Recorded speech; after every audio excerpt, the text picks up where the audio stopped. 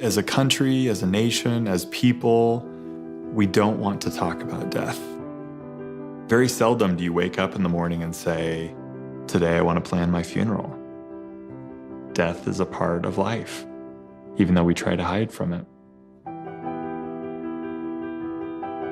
I'm the oldest of 7 kids. We were all about 2 years apart, so there's 3 boys and 4 girls, and we've been through a lot together.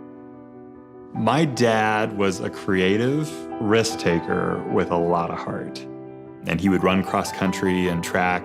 So I remember at cross country and track meets, there in a trench coat, in the rain, cheering me on. He was very present, and I really wanted to build that relationship with him. But it was all about memories and experiences, and I think he probably knew that he had a limited time in his life to leave that impact.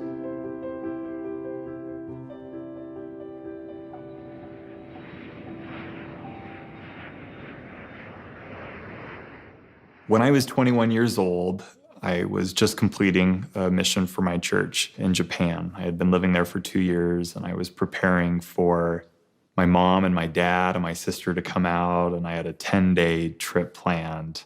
And about 3 days before they were scheduled to arrive in Japan, I received a phone call and found out that my dad had been diagnosed with brain cancer.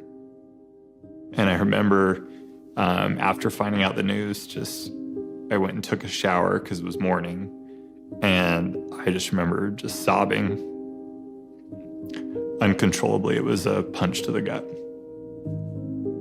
I definitely did a lot of soul searching of asking the questions of why. Why did this happen to us? The weight of the world all of a sudden fell on my shoulders as the oldest, and with my relationship that I had with my father of what do we do next? I remember that period being faith-inspiring, but incredibly daunting and exhausting. We were going to beat this. And so as a result, we didn't talk about final wishes. We didn't talk about things that you would want to do before you die. That, I think, made the end even harder. And we could have gotten ahead of some of the issues that have now transcended throughout many, many years after my father's loss, had we known better. At that time, I was married. I had our first child, and I thought I would be fine. I really felt like my family, my faith, and my friends would help pull me through. As time went on, it became very clear that I needed some support. And from years 2, 3, 4, 5 is where I became very lost and confused and was looking for answers. I wanted to call my dad and to talk to him. I couldn't do that.